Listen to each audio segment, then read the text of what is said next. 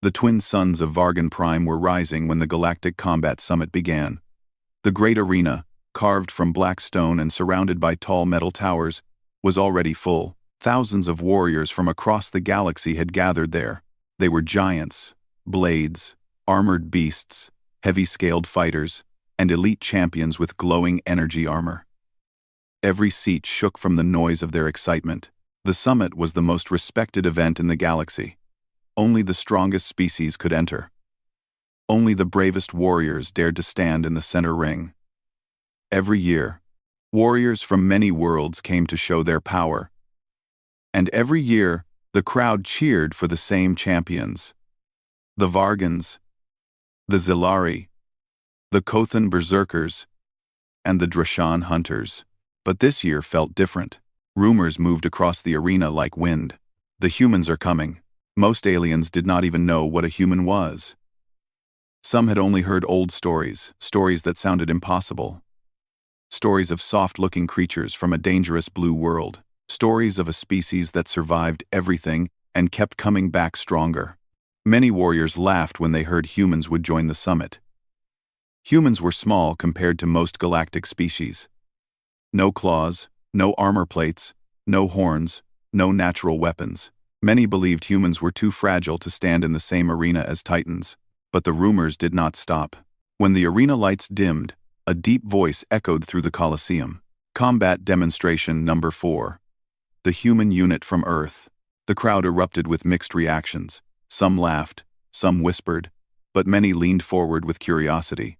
The great metal doors opened. 6 humans walked out. They were not wearing heavy armor like the Kothan warriors. They were not carrying massive guns like the Drashan hunters. They were dressed in simple training uniforms, dark fabric that fit close to their bodies but carried no weapons. Their leader walked at the front, Captain Rhea Morgan, tall, calm, and steady. Her eyes scanned the arena without fear. Behind her walked 5 soldiers, each different in size and shape. There was Sergeant Cole Anders, short but solid, moving with a relaxed step. Juno Hale, fast and sharp-eyed. Marcus Dalen, big-shouldered and steady. Lyra Chen, focused and quiet. And Eli Ward, the oldest, with a serious face and controlled posture. The humans stood in a straight line, looking small in the center of the massive stone arena. A Vargan warlord stepped forward from the judge's platform. He was twice the height of a human, covered in thick red armor plates, with curved tusks growing from his jaw. His voice thundered across the arena. "Where is your armor? Your weapons?" he demanded. "Do humans think they can stand among warriors like this?" Captain Rhea answered him in a calm, steady voice. "We are here to demonstrate human training. That is all." The Vargan laughed loudly, shaking the walls. "Training? Without weapons? Without armor?" He shook his head. "This will be amusing." The judges signaled for the humans to begin. The 6 humans stepped into a circle. They placed their weapons' simple metal rods on the ground. Then they began their warm-up. At first, the alien crowd saw nothing impressive. The humans stretched their arms and legs. They moved slowly, breathing evenly. Many warriors exchanged confused looks. Is this really their demonstration? They move like weaklings. But the longer the humans warmed up, the quieter the crowd became. The humans' movements grew sharper, faster, more controlled. Their muscles tightened, their rhythm synchronized like a single organism. Each step landed with purpose, each breath measured and powerful. Then they began their first drill. Captain Rhea gave a short command. The humans exploded into motion. They punched forward with force that cracked the stone beneath them. Their kicks split the air with sharp, echoing sound. Their bodies moved with the precision of machines and the intensity of predators. They were not simply exercising, they were training like they meant to survive a battlefield. The aliens had never seen anything like it. Humans had no claws or armor. But every movement carried power, built through years of discipline, gravity pressure, and constant endurance. The warriors of the galaxy trained with technology. They trained with energy shields or special fields that reduced injury. But the humans trained with nothing but their bodies and their will. Juno Hale dropped into a low stance, punched forward, then spun with incredible speed. The force of her strike sent dust flying. Cole Anders slammed his fist into a training block, and the block cracked down the middle. Lyra Chen executed a high kick so fast that even the Drashan hunters, famous for their reflexes, leaned closer in disbelief. Captain Rhea moved like a calm storm, precise, silent, and deadly in her balance. The entire arena fell silent. Even the Vargan warlords stopped laughing. They had expected humans to show weakness. Instead, the humans showed discipline, a calm, quiet strength that came from a world that refused to let its creatures rest, a world that forced everything to evolve or die. The human planet Earth was known to a few species as a death world. But now, the arena was seeing what that word truly meant. Captain Rhea gave another command. The team shifted into partner drills. Cole and Juno faced each other, performing rapid counterattacks. Every strike was blocked with perfect timing. Every movement flowed like water into the next. Marcus and Eli trained together, using leverage and body mechanics to bring each other to the ground and rise again instantly. Lyra trained alone, practicing rapid combinations of punches and kicks, so fast the audience could barely follow. The warriors of the galaxy, known for massive muscles and natural weapons, realized something frightening.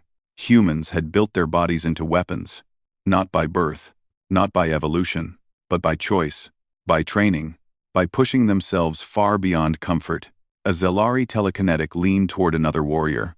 These humans, they push their own bodies this hard? A Kothan berserker nodded slowly. They train like this every day? Nobody answered, because nobody knew. The Vargan warlord finally stepped forward again. Humans, he roared. Is this truly your power? Striking the air will not win battles. Captain Rhea looked at him, her expression calm. This is only the beginning of our training. You may test us if you doubt. The warlord blinked. The judges turned to him. The crowd grew excited. A test. A challenge. Every species loved a challenge. Very well, the warlord said. One of you may face me. A friendly demonstration. The aliens cheered loudly. Many expected the human to be crushed in seconds. The warlord's strength was legendary. His punches could dent starship armor. Captain Rhea looked at her team. Cole. Sergeant Cole Anders stepped forward. He was the smallest human present, barely reaching the warlord's chest height.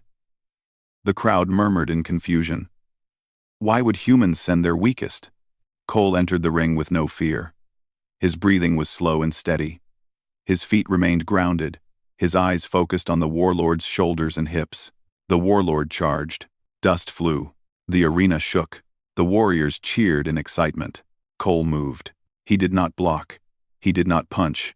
He simply stepped aside with perfect timing, letting the warlord's massive fist hit nothing but air. The warlord spun around for another attack. Cole slipped under the strike with fluid movement, his body low to the ground. He tapped the warlord's arm lightly, not as an attack, but to show he understood the timing and angle perfectly. The warlord roared, now angry. He attacked again. Faster. But Cole was always one step ahead. Moving. Sliding. Dodging. His motions were calm. Controlled. Almost gentle. The crowd grew silent again. This was not luck. This was skill. This was training. Cole finally stepped back, raising both hands. I don't wish to hurt you, he said quietly. The crowd gasped at his confidence. The warlord, panting from his own heavy movements, lunged forward once more. Cole pivoted around him, used his weight against him, and redirected the motion. The warlord fell slowly, heavily onto one knee. The arena shook from the impact. Cole stepped away, breathing normally. The warlord looked up at him, shocked. The humans did not cheer. They did not boast. They simply returned to their line, standing calm and steady. The judges whispered among themselves. The warriors of the galaxy looked at humans with new eyes. For the first time, they understood something important. Humans were not strong because of size. They were strong because of will, because of training, because they refused to stop. The arena remained silent for a long moment. Everyone waited for the human's next move. Captain Rhea lifted her chin and said one sentence that echoed through the entire arena. This is only the first level of human training. and the galaxy suddenly wanted to see everything they could do. The arena was still silent after Cole's unexpected victory. Even the banners hanging from the high towers seemed frozen in the air. Thousands of warriors from across the galaxy stared at the humans with a new emotion, respect mixed with confusion. They wanted to understand how such small, simple-looking beings could move with such precision and confidence. Captain Rhea Morgan stepped forward again. Her voice was calm, but it carried across the entire arena. Humans do not rely on natural weapons. We rely on discipline and training. The crowd listened closely. Many warriors had never trained without the support of their species' natural strengths. The Vargans relied on their heavy armor plates. The Kothan berserkers relied on raw power. The Zalari trusted telekinesis. But humans? They relied on their own effort. The judges exchanged glances. They wanted to understand what made humans different. They signaled for the humans to continue their demonstration. Captain Rhea nodded to her team. Formation B. The humans spread out in a straight line. Their steps were light, but firm. The ground beneath them trembled from the earlier fight. But they stood steady. Begin. At her command, the humans started a new drill, one that was faster and more intense than anything they had shown before. Their movements flowed like water, but hit the air with thunder-like energy. Each punch came from the ground upward, using full-body strength. Each kick was controlled and precise. The aliens watched in silence. Many did not understand why humans were training so hard when no enemy was present, but the humans understood. Training was not for enemies. Training was for themselves. Juno Hale demonstrated a hand-to-hand sequence. She used quick steps, short bursts of speed, and perfect timing. She could change direction faster than most species could blink. Warriors known for their agility leaned forward, studying her movements. Lyra Chen practiced high strikes, her kicks cutting the air with clean, sharp lines. Some alien warriors tried to imitate her form in the stands, but their bodies lacked the flexibility. Marcus Dalen worked on strength drills. His strikes were powerful and heavy, but he kept his control tight. When he hit a reinforced training pad, it echoed across the arena like a heavy drum. Eli Ward practiced grappling motions. He bent, rolled, and shifted his weight with slow, careful movements that showed deep experience. Aliens with large bodies watched him closely, realizing he could bring down creatures much bigger than himself. Cole Anders, still calm after facing the Vargan warlord, trained quietly beside them, repeating movements with perfect consistency. His face was relaxed, almost peaceful. Yet every motion carried serious purpose. The aliens could no longer deny the truth forming in their minds. Humans were not born strong, but they trained until they became unstoppable. A young Drashan hunter whispered to his friend, "How can they push their bodies like that without breaking?" His friend replied quietly, "Maybe their world forces them to." That single sentence spread through the crowd like a ripple. Earth, the death world. Most alien species avoided death worlds. Their gravity was too strong, their predators too fast, their climates too dangerous. But humans had evolved there. They had adapted to survive storms that destroyed forests, predators that hunted with intelligence, and gravity that crushed most alien bones. The judges finally raised a hand, signaling for the humans to pause. Captain Rhea commanded her team to rest, and they stepped back into a calm formation. One of the judges, a tall, silver-skinned being from the Council of Species, addressed her. "Your training is impressive," he said. "But we want to understand the source of your strength.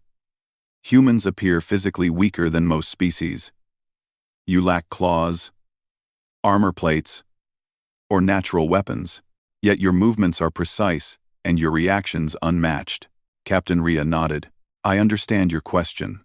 The answer is simple." The entire arena leaned forward. She continued, "Humans adapt, we learn, we push ourselves. We do not accept limits unless we must. Our strength comes from facing hardship every day on our world." A Kothan berserker shouted from the stands. "Testing your own strength is fine, but can you fight real threats?" Captain Rhea did not react to his aggressive tone. "We do not train for fun. We train because our world gives us no choice." The Kothan fell silent. One of the judges stepped closer. "Can you explain further?" Captain Rhea gestured to her team. "Every human here grew stronger through direct effort. Our muscles developed because we work under heavy gravity. Our reflexes sharpened because our world is full of fast predators. Our lungs grew strong because we train in thin air and thick storms. Our minds learned discipline because every day on Earth teaches us to prepare or die." Many warriors stared at her with wide eyes. They could not imagine such daily struggle. The Vargan warlord, still angered by his defeat, regained his breath and yelled, "Words are one thing, strength is another. Do all humans move with such power, or only your selected fighters?" Captain Rhea faced him without fear. "All humans train, some more than others. But training is part of our culture." The warlord growled. "Then prove it. Let us test your entire unit this time.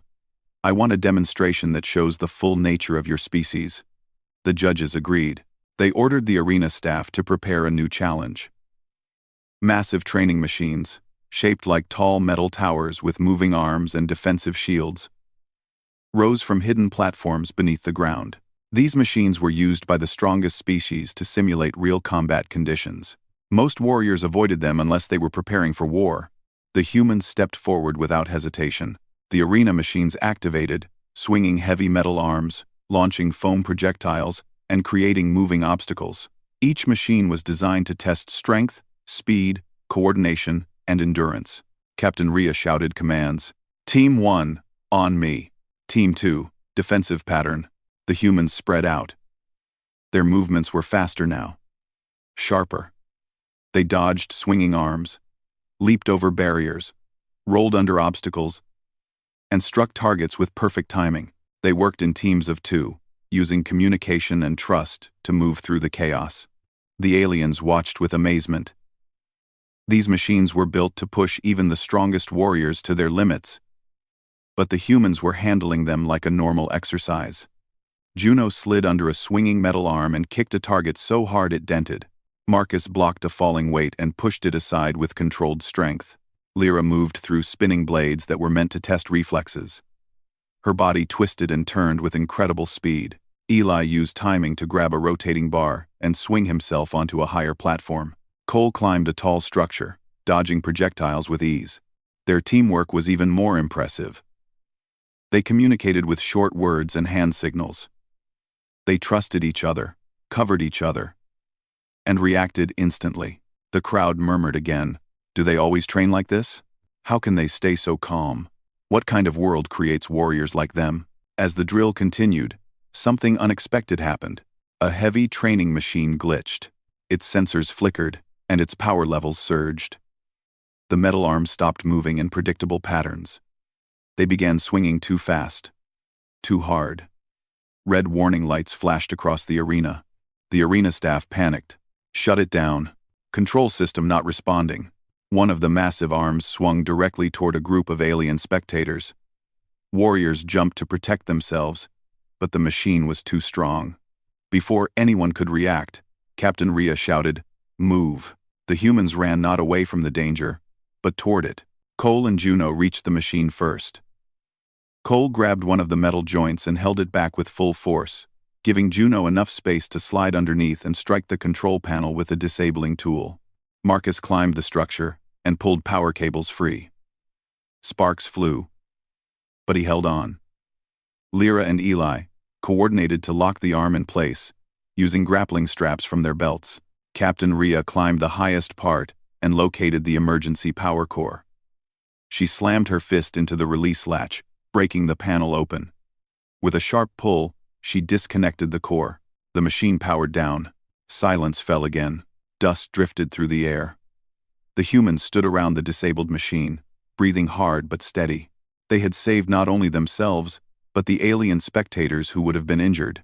The Vargan warlord stared at them with wide eyes. He opened his mouth to insult them again but found no words. The humans regrouped quickly. Captain Rhea faced the judges. "This is why humans train. Not to show off, but to be ready. Always."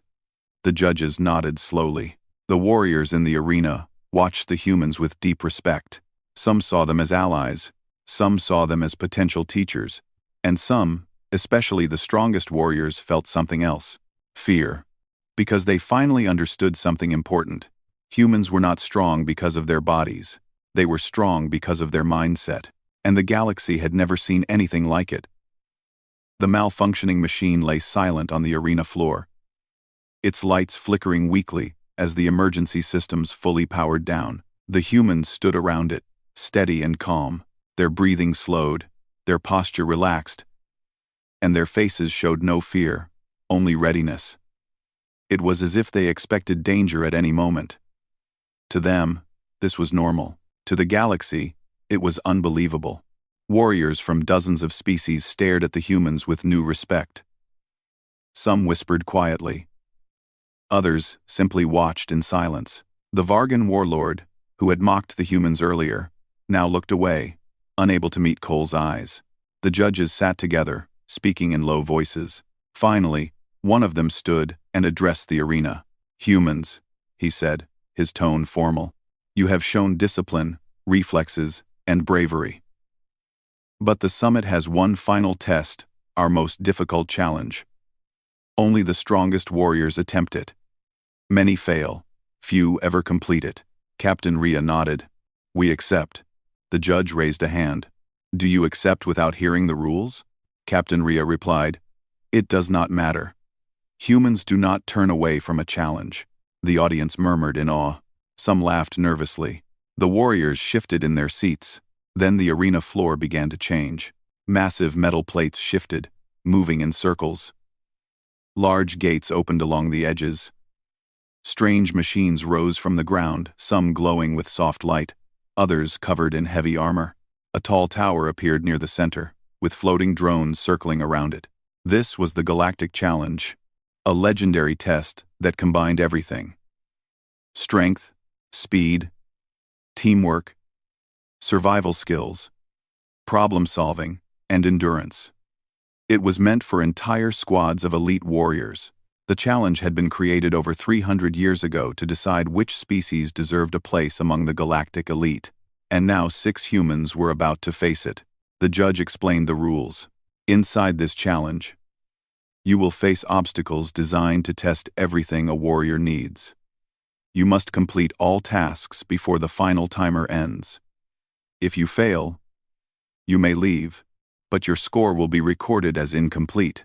The judge paused, studying the humans' faces. Many of the galaxy's strongest warriors attempt this trial once in their life. Most never finish it.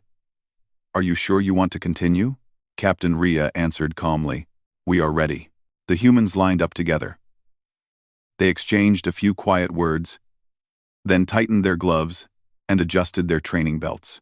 The starting horn echoed across the arena. The challenge began. The first obstacle: the Gauntlet of Speed. The first part of the challenge required quick movement. Dozens of shifting platforms moved unpredictably. If a warrior stepped on a wrong one, it collapsed. If they moved too slowly, they fell behind, and the entire challenge became impossible. Most warriors used energy boosters to help them leap across the platforms. The humans used nothing but their natural ability. Captain Rhea led the way. She stepped on each platform with careful timing, reading the movement as if she had studied them for years. Juno followed with incredible speed, jumping from one narrow platform to another without hesitation. Lyra moved gracefully, landing lightly on each surface. Marcus used his strength to stabilize the unsteady platforms for Eli, who climbed with surprising agility. Cole read the rhythm of the platforms like music, moving between them smoothly. The audience began clapping as the humans reached the end of the gauntlet faster than most elite teams. "Impossible," whispered Azilari telekinetic. "They have no wings, no speed boosters, yet they move faster than my warriors." A Kothan berserker simply crossed his arms. "This is why they are Deathworlders." The second obstacle: the Wall of Force. The next challenge was harder. A massive wall rose from the ground, glowing with energy shields.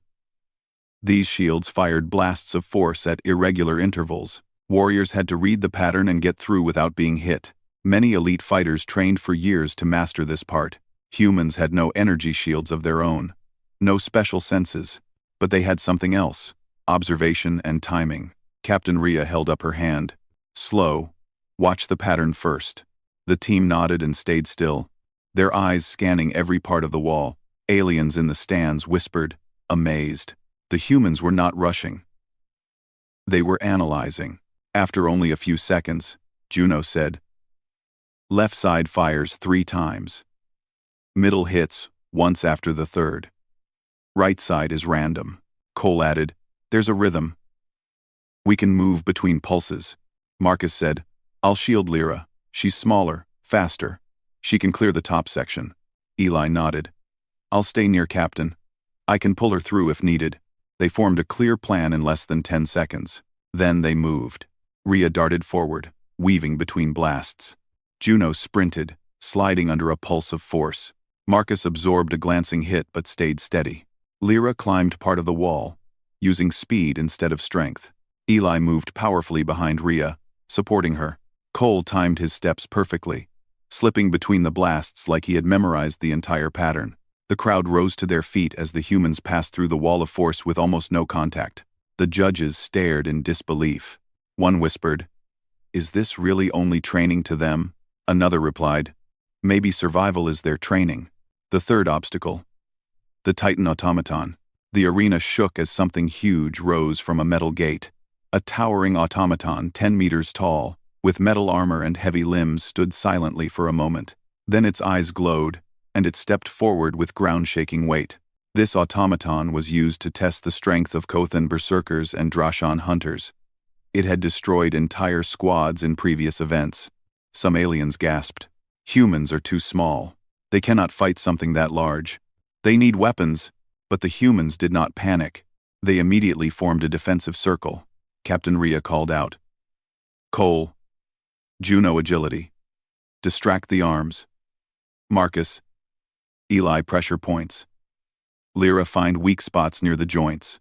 The automaton swung a massive arm toward them. Cole rolled under it, avoiding the attack by inches. Juno ran in the opposite direction, drawing the Titan's attention. The automaton chased her. "Keep its focus on movement," Rhea shouted. Marcus and Eli moved together, striking the Titan's legs at the same moment. The blows did not break the metal, but they destabilized its balance. Lyra spotted something. "The joint at the back knee. It's exposed." Captain Rhea shouted, "Go." Lyra sprinted forward and leaped onto the Titan's leg. She struck the weak joint with full force. Sparks flew. The Titan staggered. The audience roared with excitement. Aliens had never seen such a small team disable a Titan automaton so quickly. The automaton tried to recover, but Cole leaped onto its other leg and struck another joint. Juno slid past its swinging arm and hit a sensor panel near the hip. Marcus grabbed one of the automaton's arms with Eli, pulling it down. Captain Rhea climbed the Titan's back, using nothing but her hands and strength.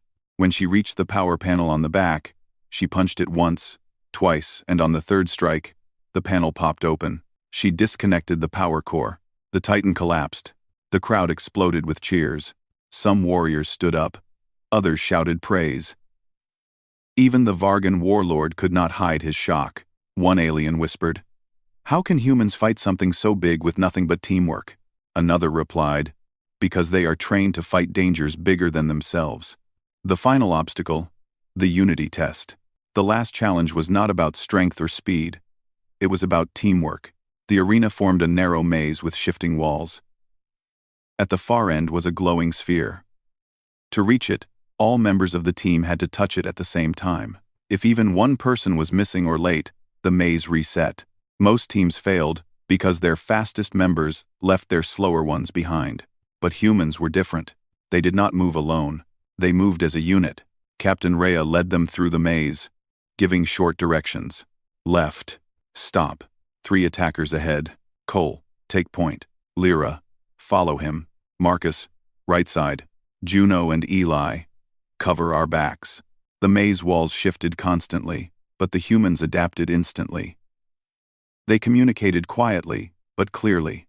When a wall closed behind them, Eli held it open just long enough for the team to slip through. When a hidden attacker drone dropped, Juno knocked it aside with precise motion. When the path split, Cole and Lyra scouted both routes and returned quickly with information. The aliens watching were amazed. Most species focused on individual strength. Humans focused on collective strength. Finally, the team reached the sphere. It hovered in the center of the last chamber, glowing softly. Captain Rhea lifted her hand. Together, they stepped forward as one and touched the sphere at the same instant. The maze stopped. The lights brightened. The final signal echoed through the arena. They had passed the Galactic Challenge, completed it, mastered it. As a small team of 6 humans, every warrior in the arena rose to their feet. Some clapped. Some shouted praise. Others bowed their heads in respect. The judges stared in silence before recording the results. For the first time in the summit's long history, the human team had completed the entire challenge faster than any other species. The oldest judge finally spoke. Humans have surpassed all expectations. The arena lights brightened slowly, revealing the 6 humans standing in the center of the massive chamber. Dust drifted around them, the sound of the challenge systems powering down, echoing through the silence. For a long moment, nobody in the arena spoke. Thousands of warriors stared at the humans, not with mockery now, but with shock, respect, and something deeper, awe. The humans had done the impossible. They had completed the Galactic Challenge faster than any elite squad in known history. They had defeated the Titan automaton. They had passed the maze test that required full unity. They had survived every obstacle with discipline and calm focus. They had not broken formation once. Captain Rhea stood tall, her breathing steady. The rest of her team joined her in a straight line. Marcus, Juno, Cole, Eli, and Lyra. Their uniforms were dusty, their hands scratched, and their hair messy, but they looked calm, almost peaceful. To them, this was just training. To the galaxy, this was history. The crowd reacts. Slowly, a soft sound rose from the stands. It began with a single warrior, auxiliary telekinetic, tapping his staff on the stone floor. Then a Drashan hunter joined. Then a Kothan berserker. Soon the entire arena shook as warriors from dozens of species began striking their weapons, stomping their feet, or clapping their hands. It was the highest honor in the galaxy. The warriors' salute. The humans did not expect it. They glanced at each other, surprised, before Captain Rhea gave a respectful nod. The Vargan warlord, who had mocked them earlier, approached the edge of the platform. His massive armor plates moved with each step, his tusks catching the arena lights. For a moment, he said nothing. Then he raised one huge fist. "Humans have earned respect today," he roared. "I was wrong to doubt you." The crowd reacted with more applause. Cole Anders bowed his head slightly. It was a small gesture, but to the Vargans, it meant honor. The warlord gave a heavy nod in return. The judges speak. The head judge, an elder being with silver skin and deep blue eyes, stepped forward. He carried a ceremonial staff that represented the authority of the summit. "Humans," he announced, "in all our years, no species has completed the Galactic Challenge with such unity and discipline. Your teamwork surpasses even the most advanced warrior schools. Your spirit is strong, your minds focused, and your reactions beyond expectation." Another judge continued, "You have demonstrated not only power, but the strength of cooperation. You do not fight as individuals, you fight as one." The head judge raised his staff. "Today, Earth joins the ranks of elite warrior species. By the authority of the Combat Summit, your place is earned, not given." The words sent a powerful energy through the arena. Some alien warriors cheered. Others bowed deeply, honoring the humans. The questions began. When the ceremony ended, the humans were invited to a resting platform near the arena's center. But instead of resting, they found themselves facing curious groups of warriors. A group of Zilari approached Captain Rhea. "How do humans move so fast without energy boosters?" one asked. Rhea smiled. "We train until our bodies learn to move that way." A Kothan berserker stepped forward. "And how do you stay so calm in danger?" Eli Ward answered softly.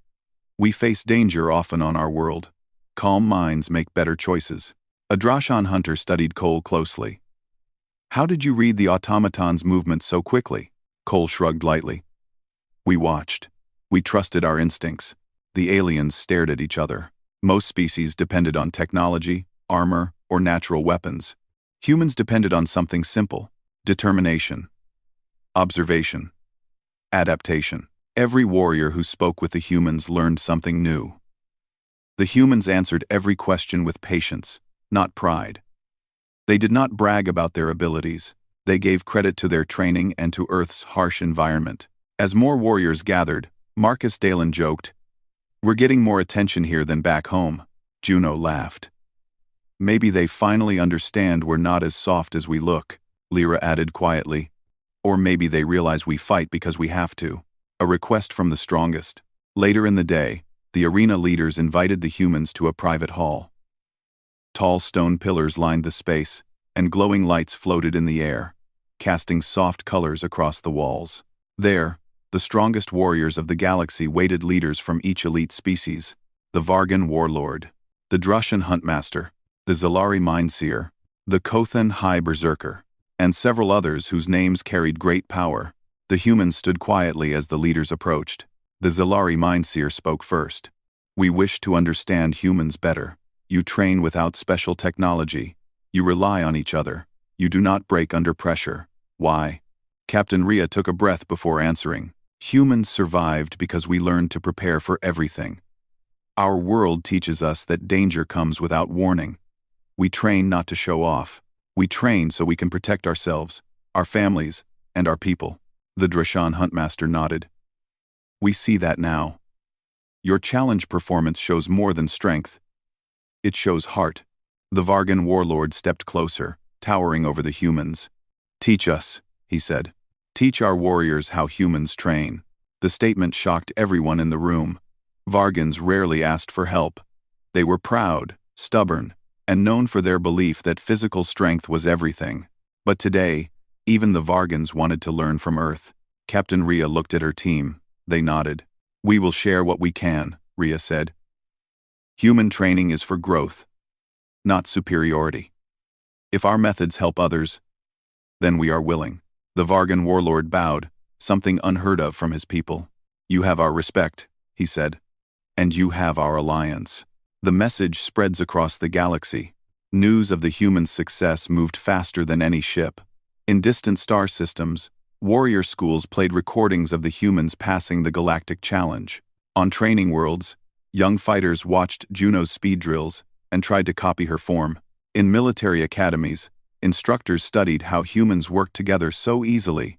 For the first time, the galaxy understood. Humans were not strong because of natural gifts. They were strong because they trained harder than anyone else. On peaceful planets, some species felt inspired. On dangerous planets, some species felt relieved. Earth was now an ally. And on hostile worlds, some species felt fear. One message repeated across dozens of worlds: do not underestimate the humans. What they lack in size, they make up for with will. The final meeting. Before leaving Vargan Prime, the humans were invited once more to the center of the arena. Every warrior who had attended the summit stood together. Even the ones who had mocked humanity earlier now watched with respect. The head judge raised his staff. "Humans, today we witnessed something rare. Strength without arrogance. Power without cruelty. Training without shortcuts." He turned toward the crowd. "Let the galaxy remember this day. Let every species understand the truth. Earth is not weak. Earth is not average. Earth is a world that shapes warriors through challenge, danger, and unity." The crowd responded with a massive roar. Then the judge spoke one final sentence, one that would be recorded in galactic history. "Do not fear humans because they fight. Respect them because they train." The humans depart. As the sun set on Vargan Prime, the humans prepared to leave. Their transport ship waited on a landing pad outside the arena. Captain Rhea stood at the ramp, looking back at the massive structure. Juno smiled. "We made history today." Marcus stretched his arms. "And we gave them something to think about." Lyra laughed softly. "Maybe too much." Cole shook his head. "No. They needed to see this. They needed to understand what humans can become." Eli stepped forward. "Not just humans. Anyone who trains with purpose can grow strong. Maybe we helped them realize that." "I have 46. Captain Rhea nodded proudly. Remember this day, she said. Not because we impressed them, but because we showed them what hard work can do. And maybe, we changed the galaxy a little. The team boarded the ship, the engines hummed to life. As the ship lifted into the sky, warriors across the arena raised their fists in farewell. The galaxy watched the humans leave, and for the first time, they understood something important. Strength is not born. Strength is built, and no species builds it like humanity.